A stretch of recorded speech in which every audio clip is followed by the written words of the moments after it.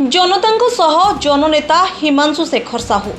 धर्मशाला मान्यवर विधायक श्रीजुक्त हिमांशु शेखर साहू निर्देश क्रमे आज धर्मशाला युव मोर्चा कार्यकर्ता सकाळू कंटीगड़िया ग्राम पंचायत रे पहुंची जनसाधारण और युवसाथी मानक सह विभिन्न कार्यक्रम और आगामी कार्यक्रम संपर्क में आलोचना करने सहित विभिन्न सुविधा असुविधा विषय में पचारि बुझिथिले।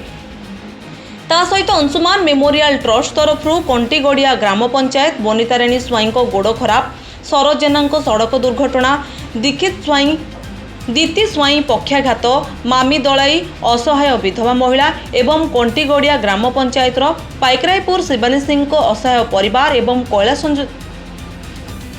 एवं कंटीगड़िया ग्राम पंचायत पाइकरायपुर शिवानी सिंह असहाय परिवार एवं कैलाश चंद्र प्रधान कैंसर रोग में पीड़ित खबर पाई धर्मशाला मान्यवर विधायक श्रीजुक्त हिमांशु शेखर साहू निर्देश क्रमे सदस्य माने आज बासभवन में पहुंची किसी आर्थिक सहायता प्रदान करथिले।